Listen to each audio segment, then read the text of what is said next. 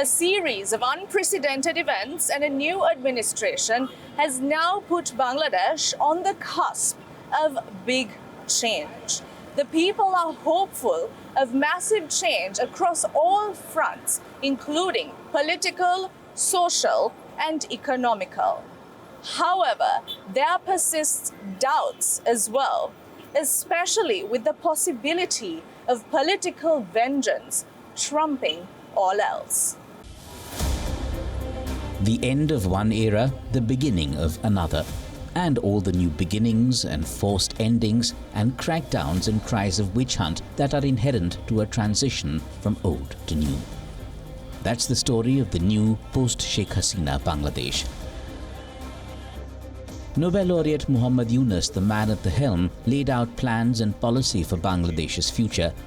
In his first engagement with the diplomatic community since taking office, Yunus's biggest focus was reforms in the judiciary, in the economy, in the civil administration, in law and order, in the security forces and media.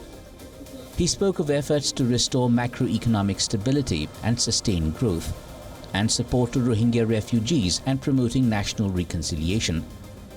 Noticeably pushed to the back burner for now, elections and democratic processes that many demanded.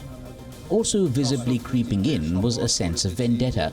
Yunus had been persecuted by the Sheikh Hasina government, and getting his own back was priority too. Sheikh Hasina dictatorship destroyed every institution of the country. Judiciary is broken. Democratic rights suppressed through a brutal decade-and-a-half-long crackdowns in every way. Elections were rigged blatantly. Generations of young people grew up without exercising their voting rights. Political equations in Bangladesh turned 360 degrees almost overnight. People that former Prime Minister Sheikh Hasina had cast into oblivion or thrown behind bars crawled back into prominence and want their pound of flesh. The Bangladesh Nationalist Party of Begum Khaleda Zia, Hasina's arch-rival, is organizing rallies. Zia's bank accounts are to be unfrozen. Murder and genocide cases have been filed against Hasina and her cabinet colleagues, with the United Nations said to send a fact-finding team next month to probe atrocities committed during the student-led protests in July and early this month.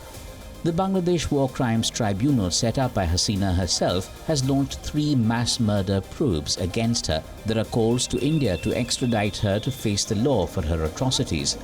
Cases of alleged witch hunt against the Awami League abound. Somewhere, does the ardent will for reforms risk getting caught up in fierce political vendetta? The challenges glare hard. Accountability has to be fixed. And I think that is one part of the process that is going on, just to fix the accountability for whatever crimes have been committed during the last few weeks. So I think whatever you are seeing, arrest and so on and so forth, those are being done in light of what had happened earlier in terms of crimes. So that is one aspect. Another aspect, Professor Yunus, what he's saying, or the government is trying to say, reforms. I think reforms will take a little longer time.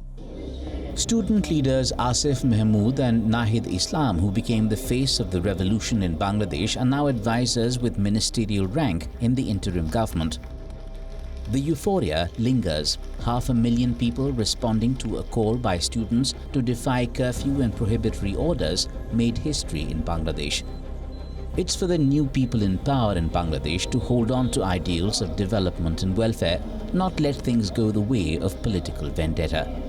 And that gives rise to both hope and doubt.